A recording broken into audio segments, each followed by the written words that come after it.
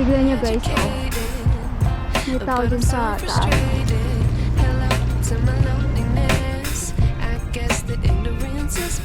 Itong bulaklak na bed guys, parang cherry blossom din siya.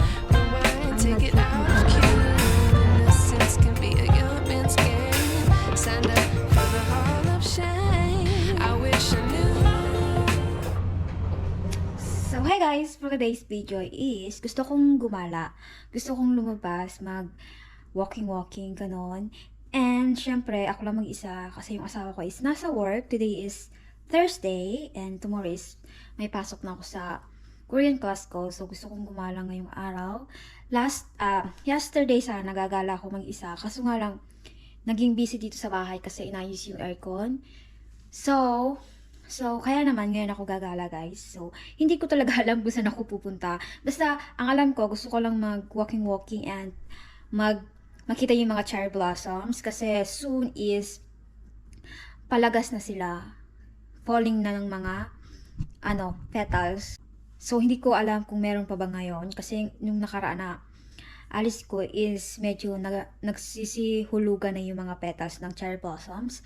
So, yeah. So, naboboring ako dito sa bahay kasi nga ako lang mag-isa and gusto ko talagang umalis. So, bala ko sanang pumunta doon sa isang park malapit sa Damuno kung saan ako pumapasok ng Korean class ko.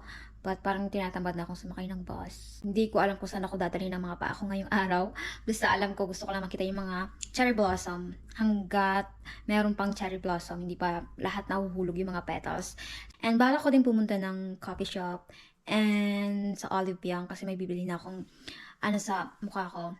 Basta magka-check ako sa Olive Young. Sana makapunta ako sa Olive Young. Sana hindi ako tamarin. Let's see kung makakapunta ako sa Olive Young. And pagtatambay lang ako sa park. So, ipiprepare ko muna guys yung mga grocery na dumating ngayong araw. And pagka-prepare ko noon, alis na ako guys. So, ito na guys yung mga dumating na delivery dito sa bahay. Galing Lotte Mart. So, ipiprepare ko lang siya guys. Ilalagay ko lang sa refrigerator. And alis na ako guys. Yeah, so ayun siya guys. May mga vegetable and chicken, pork. Yan. Yung mga asawa ko. So, sa siyo na lang ako guys bumili kasi wala akong nadaanan na coffee shop. Hindi bukas yung coffee shop malapit sa bahay. So, ito na lang. Ito siya guys. So, ngayon lang na naman ako nakabili ng ganito sa siyo.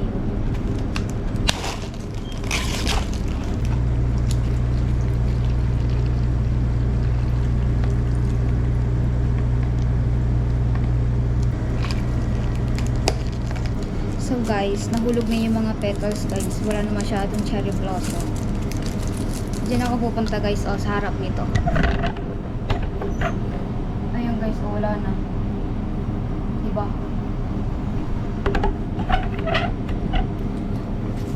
Nagas na guys yung cherry blossom. Oh my god.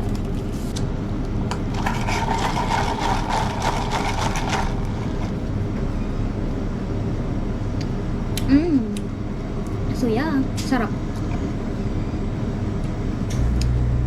Labas na ako guys. Punta tayo dun sa park. So ayan guys, wala na yung mga cherry blossom guys. Konti na lang and ayan. Nabagsak na yung mga petals guys. Lahat nasa na. Nasa lapag. Wala na. Dun guys, may malaking cherry blossom pa dun. Medyo pa. Makapal pa yung flowers niya. Pero dito, hulog na guys, oh. Last na punta ko dito, maganda pa siya. Pero ngayon, hulog na siya guys. Medyo mainit na guys yung panahon ngayon. Wala na akong nararamdamang lamig. Pa-summer na rin siya guys. Tapos na yung spring season guys. Kasi nalagas na yung mga flowers. Konti na lang. Nakakasad kasi gusto ko talaga yung spring season guys. Maraming cherry blossom. Pero ngayon wala na guys. Yeah, palagas na sila. And yan. Summer na siya guys. Soon summer na. Nakakasad guys kasi nga gusto ko yung spring season kasi maraming flowers, maraming cherry blossom ngayon. Pero ngayon wala na. Tapos na siya. Ayun na guys, oh. Yan. So, bumili na ako sa CU guys. Hindi na ako dumaan sa coffee shop. Yan. Wala na guys. Pakalbo na sila guys. Hindi na sila maganda. Konti na lang. Konti na lang yung flowers niya. Ayan. Yan. Palagas na sila. Tignan nyo guys. Oh. May tao dyan sa taas. Sumakay sila. And napakalaki niyan guys kapag nasa baba. Ang sarap magtambay dito sa park na to. Kasi may mga ibon and mga bulaklak. And maririnig mo talaga yung mga sound ng ibon guys. And may makikita ka ng mga butterfly. Mga ganyan. Tignan mo guys. Pakinggan nyo yung ibon. Ayun guys yung mga ibon dun sa puno.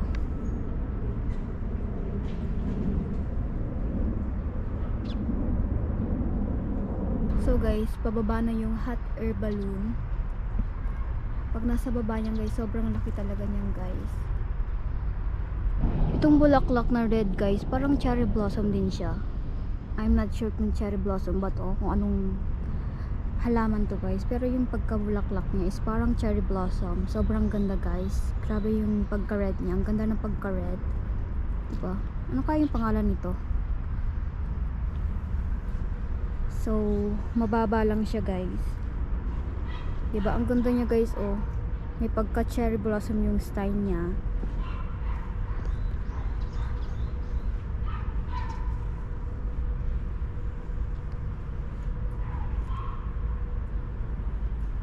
Ang ganda.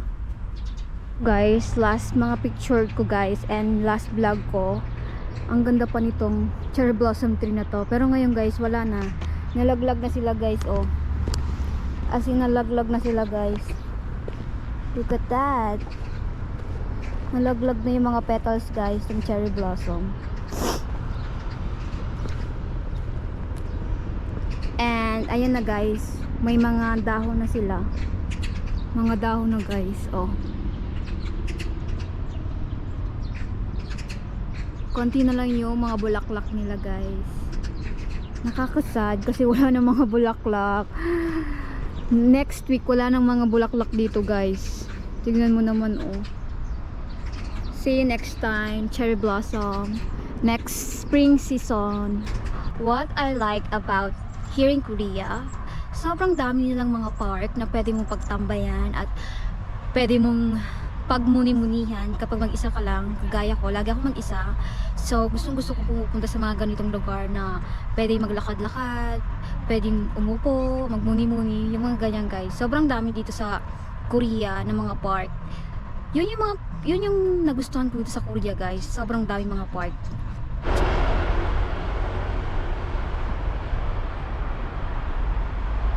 So, pasok tayo guys dito. Wow.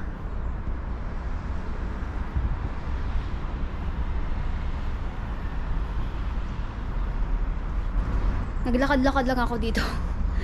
Malapit lang to sa bahay guys. So, yeah. Look at that. So, nakaka-boring kasi guys sa bahay. So, mas maganda maglakad-lakad na lang.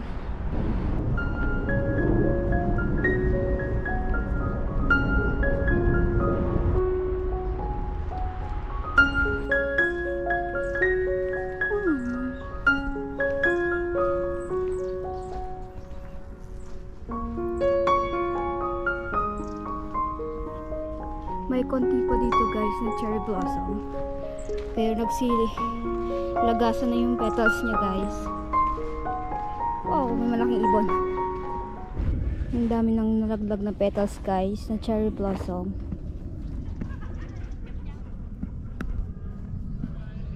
Wow.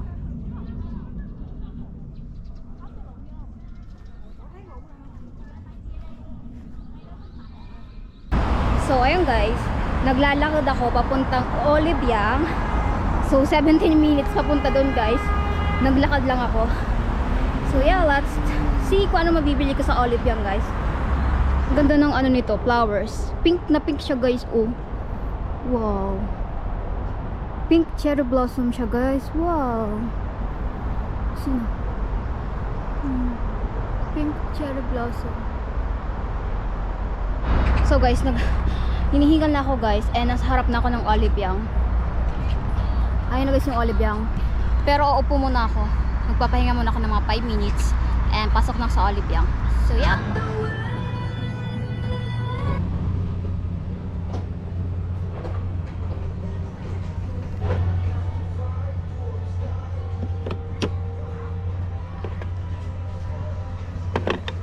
So, bibili ako lang dito guys para sa acne care ko kasi may mga pimples pa rin ako. Hindi pa rin mawala-wala.